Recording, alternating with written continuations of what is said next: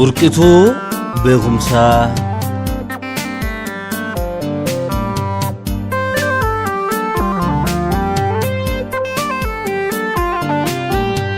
Burqituu beekumsaa. Sirna abbaa lafaa sirna of tuultotaa baran jirra ifaan bara dhugaaf dharri addan baane bifaan.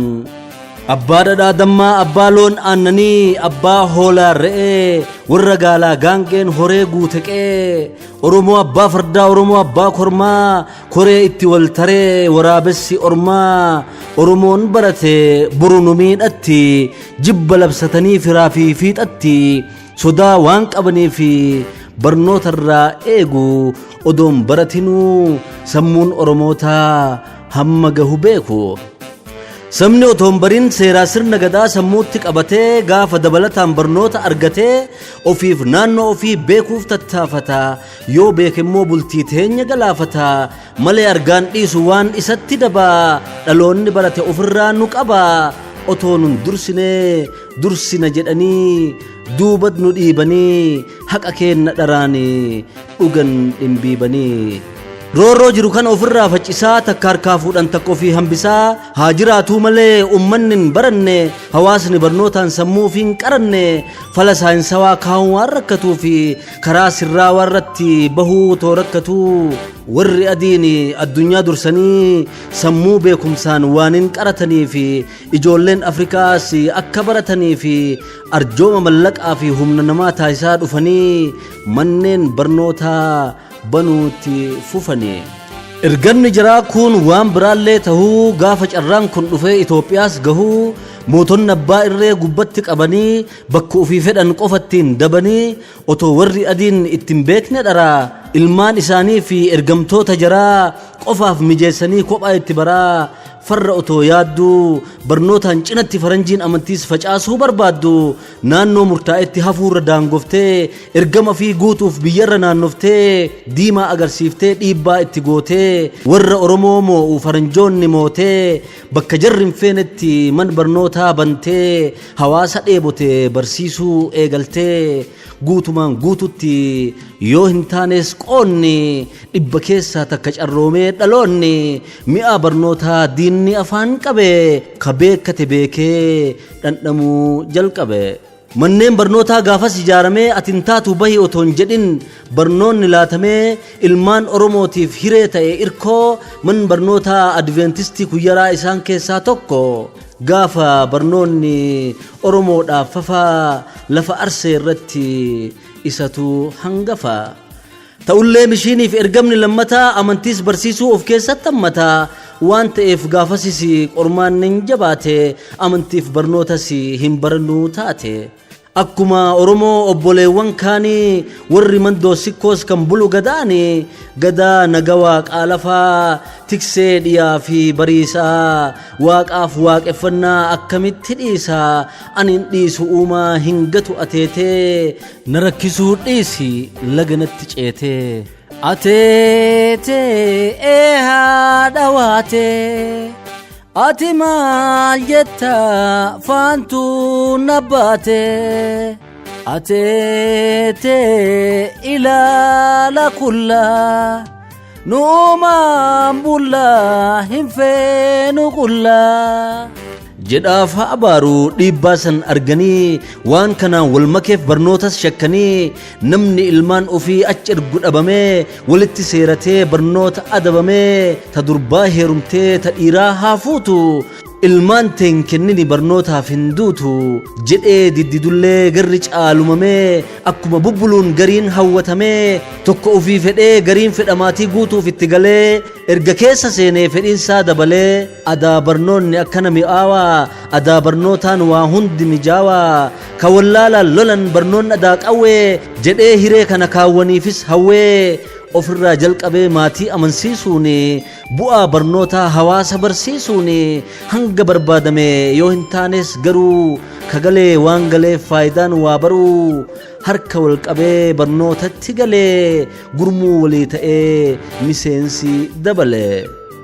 yoo duune seenaadha jiraannu galataa hanga yoom gaadiyee ormi nuun taphataa kiyyoo isaanii cabsaa beekumsa facaafnee oromiyaa guutuu akka ilmaan oromoo harka barnootaatiin nagaya wal fuutu nullee ilmaan arsee ilmaan mandoosikoo qooda keenna beeknee egeree oromiyaa qaroomaan akeeknee dhaloota of bare uumuudhaaf nu marti barnoota taakaafnu dhiiraa fi dubartii jedhanii bara 1943 irraa qabee riphanii barsiisuun dhoksaadhaan jalqabee barsiisuu eegalee manaa fi manatti ka dhoksaan barsiisan kanaanin alatti mana barnoota adventistii kuyyaraatti warri baratanii nama heddu ta'anii waliin mari'atanii namni lama didus kuuwwan wal ta'uudhaan bakka gahuu malan walumaan gahuudhaan warra sirna sanii odoo itti iyyanii odoo kadhatanii waggaa heddu booda eeyyama argatanii eeyyama argatanis yoo eeyyamni kun hojiitti hin hiikamne diina duraan feeneen of duuba deebi'ee akka hin diigamne waan of qopheessanii qophaa'aniif duraa barana barsiisaa bara ittaanu baraa aarsaa kafaluudhaan tolaan of kennanii morkaan imaluudhaan meeshaa deeggarsa barnootaa faranjiin gootee fi jararraa argataa seenaa lafa keetteerti barsiisaa barataa barasanii bara aduun qaroominaa nama hundaan baane bara hundi dammaqee wal fakkaateen kaane ijoolleen mana barumsaa bultii kuyyaraatti yoosan baratan waliif muratanii saamunaa lamaa torbaanin kennamuuf keessaa tokko qusatanii deebisaa gurguraa mallaqa kuusuudhaan sumunii ji'aan faranjiin kennituuf sanis walitti dabalaa walirra buusuudhaan durbi oromoo kadhoo waan uffattuufi kakadhoo uffatte ormi waan tuffattuufi tuffii san hambisuu fi horii sassaabanii maabara qexxaa waan jedhu dhaabanii kadhoo irraa mulqaa durba qexxaa itti bitaa qexxaa uwwisanii man barnootaa fidaa barsiisuu dandeette sababa jaraatiin durbi takkaa lamas taatu barnootatti seente. bu'aa bayii hedduu booda dadhabbiin milkaa'ee namni 1700 olii barachuuf galmaa'ee akkuma barsiisaa barachuu itti fufteen Haile Sillaaseen hawaasaa dhaquudhaaf karaa kana dhufa dubbiin jettu dhufte yoosuma barataaf ummanni naannoo yaa'ee walitti duudee qilxuu heebanoo jalatti ol guutee utuu isaan heeguu fi hiriirri dhaabbatuu warri lammii ofii kabajuuf qaanfatu ijaan achi ilaalaa kunnaan bira lufee gishiraa falamaa fardumaan gulufee konkolaataa jaraa ari'ee dhaqqabee isin eegaa jirra yoo jedhuun lallabee jaala Haile Sillaasee kan ture abbaan hannaa hiriirri kun maali jedhanii gaafannaan yaa gooftaa akkana kanaaf manaa baane barnoota barannee qixa namaan taane wallaalaan miidhamne akka nu ilaaltan mana barnootaa akka nu ijaartan imimmaan hawaasaa isin biraan geenne jennaan gishiraan dhiirri sodaan beenne anis gaafii teessan mootiin naqabsiisa hawaasatti koottaa argamaa bariisaa jennaan abbaa hannaa ummanni ililfatee warra hawaasaa deemuuf keessaa filatee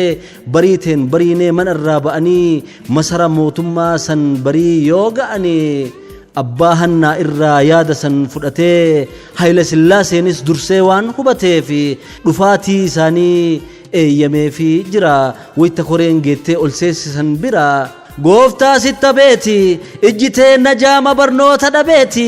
rakkoo teenna tana akkanuu ilaaltan mana barnoota akkanuu ijaartan dhaloonni akkan duune barnoota dhabeeti kanaaf sitti dhufne gooftaa sitta beeti jennaan ijoolleen rakkoon bira fidde nugusichatti immoo dubbiin toluu diddee katilliq beeti andisar bimmazaz beetuu yaafassaal indee naannoo keessan keessaa tokko lama barus maal dabala jedhee itti qoosaa erga of dhaadee booda boonee fandalalaa duratti as baasuu fi warra duubatti hafe barnootaan qaruudhaaf warra doomee rafe isinuu ijoolleen waan kana yaaddanii gargaarsaaf deeggarsa nurraa barbaaddanii gaafiin tuni kaatee yoo loon tiksuu dhiiftanii kabaratan taate yaada keessanarraaf ni jajjabeessina hanga danda'ameen haala mijeessina masfiin silashii bakka isinii buuseera akka kaahuu fala gaafa ol deebine shaggaritti kootta ammaaf deemaa gala jennaani Haileen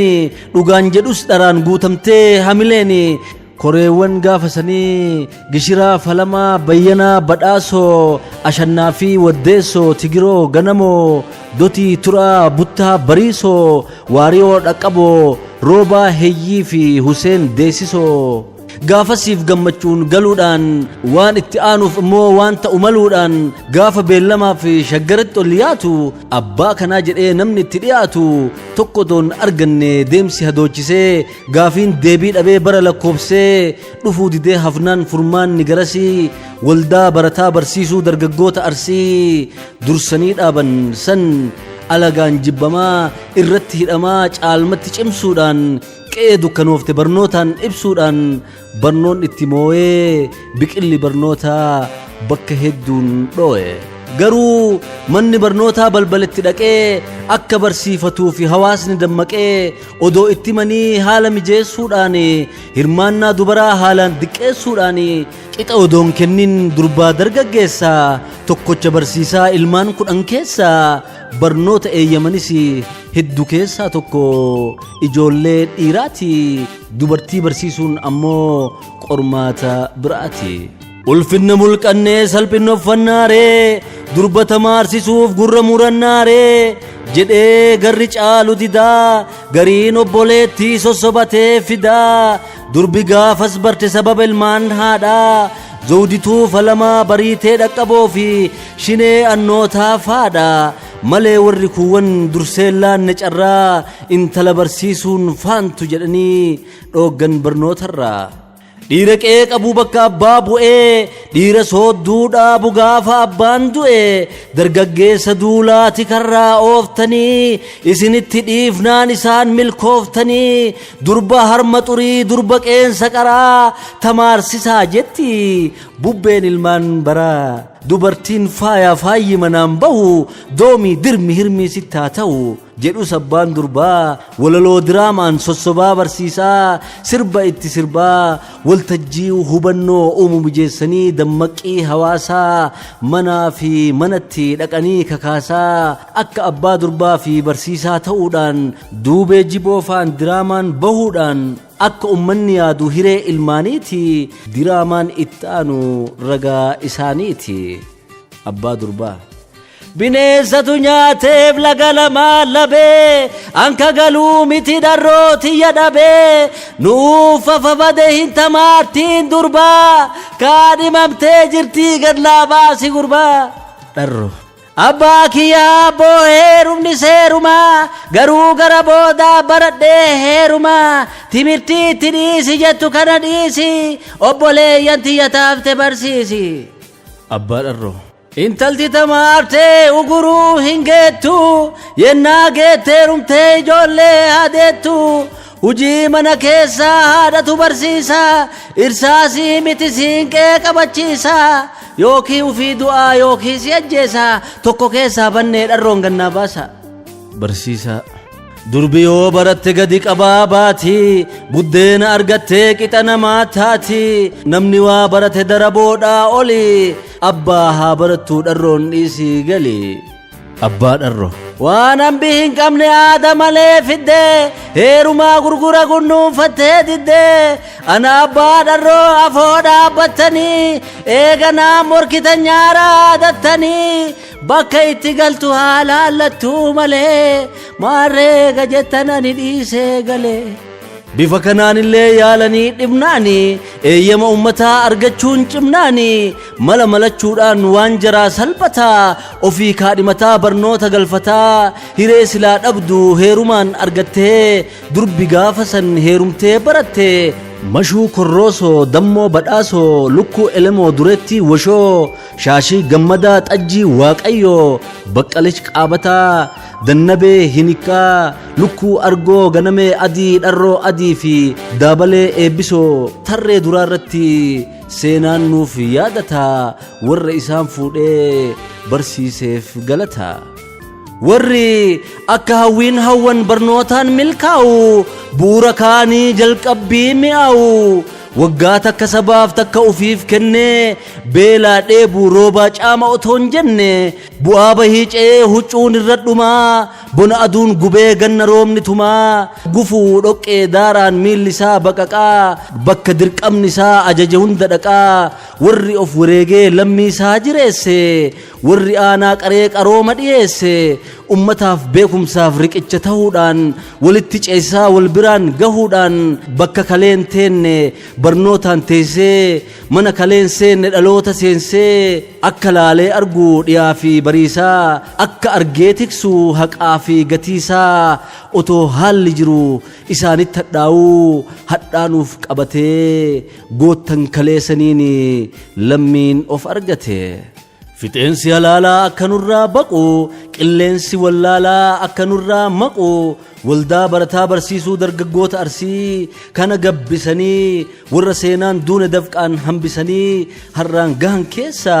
daaddaa tamaarii fi daaddaa astamaariin ummataaf addeessa. Kuyyara ganda tamaarii keessa jiraataas gahanii yoo ko'omatan isaan bira dhaqaa ko'ummaa bahanii. Isaantu ummataaf fiiguudhaan turjumaanataa afaan faa hiikuudhaan waan alagaan jedhu waan alagaan fedhu aanaa isaatti geessaa xalayaa dubbisaa iyyannoo barreessaa waan diqqoo kaleessaa ormi guddisuudhaan lammittiin taphatu irraa buqqisuudhaan akka afaan biraatiin Oromoon hamanne akka isaan biratti qomoon hin rakkanne waan har'a laaftuu fakkaatu kayoosaniif guddaa hawaasaa furanii ko'oo gama hundaa kan hojjetaa turan hujiilee gaggaarii daaddaa tamaarii fi daaddaa astamaarii. Barataa barsiisuuf warri manaa ba'ee gariin bakka dhaqetti abbaa maatii ta'ee waanuma jalqabe hojjetaa dhufuudhaan achumaan barsiisaa ta'ee itti fufuudhaan hamma beekumsaa fi dandeettiinsaa ga'een ofii fi ummata ofii gargaaruu danda'ee otoo daaraan chookii xurii itti ta'uu harka isaa luqqisee warri dafqa ofiitiin dhaloota kunuunsee dhaloota guddisee gufuusan kaasanii goraasan ciranii guduunfaa beekumsaa dhalootaaf hiranii dukkana keessaa baatanii ba'uudhaan madda buddeenaa fi jireenyaa ta'uudhaan warri nu qabsiise waan ofii qabate waldaa barataa barsiisuu san keessaa dhalatee barsiisummaa filee lammii jabeessatti siidaa dhaabbateera seenaa san keessatti. Turtii booda dhugaan sun dhugoomee hawaasnis hubatee barnootaan firoomee ta duraanii caalaa sabni isaan dhagahee isaanitti hiriiree isaan faana bahee barsiisaaf tumsanii ba'aa irraa baataa haawwanni soorata barsiisotaaf laataa utuu namuu arjoomuu rakkoo jiru waan danda'een furee warri adda dureen mana barnootaatiif lafa ofii muree ka akka tufaa kojii argoo buuqaroo saafoo buxxiyyee badhaasoo iidoo duubee gammadii korroosoo waashoo badoo idoo hinikaa bulliyyee washoo jaarraa wogee kajawoo hin seene meexxoo fi isaan kan biraadha. Ardaa dheedaloonii coqorsaa fi wiixaa maqaalaaf allaanduu ofii irratti mana barnootaa akka gadi dhaabdu seerri isaan dirqee dirqamnotoon jirre fedhaan of kenninee waan qabnurraa hirree gabayaa qaroomte ilmaan teenna fiduu fi waan nuuf ta'ufillee waan nuun taane diduu fi furmaanni barumsa ta'uusaa beekanii mana barnootaatiif lafa wareeganii dhaabni isaan dhaaban yoomillee hin kufu manneen barnootaa suni yaadannoo isaanii ta'ee itti fufu. Abbaa Magaal Baqqalaa Heyyii fi Dabalee Badhaadhaa faas ummata amansiisaa warra kaawwan waliin ummata barsiisaa dhawaataan wal jalaa dhaga'ee bakki itti baratan 25 irraa 70 ga'ee manneen barnootaa gaafas muka jalaa odoo rakkoo cimeef hin cufin balbalaa barri kun darbaa barri ittaanu dhufee mana barnootaa san mootummaan fudhachuun ofii itti lufee sadarkaa tokkoffaan sadarkaa lammaffaan gahee fudhachuudhaan gara qophaa'inaatti gariin guddachuudhaan beekamtiin kennamee beekaan kumaatamaa achirraa elmame. Muka jala taa'ee dafqa ofiitti cobsee warri gaafas baree waan jirundaa obsee qormaata hulluuqee mo'atee bahuudhaan Oromiyaa dhiisii addunyaaf gahuudhaan akka warra ebaluu jedhaa kan hawwinu doktora injiinara piroofeesara hedduu maatii tokko keessaa argamee arginu mana tuutayyootaa of keessatti hammate warra hiddi isaanii barnootaan gabbate ebaluuf ebaluu bu'aa gaafasiiti jiruu jiraachisu du'aa kaasaniiti buddeenaa fi maqaan isaanii yabbicha kan warran barannee mootiinuu garbicha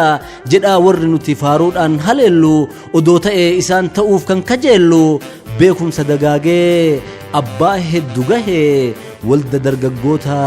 kalee santu dahe walda san keessaa duungoo qabsiifatee warri gaafas baree ilmaan barsiifatee beektonni faca'an addunyaa maratti beekumsa nuun malu saamamnus karatti sammuun bibilchaataan madda sanii madde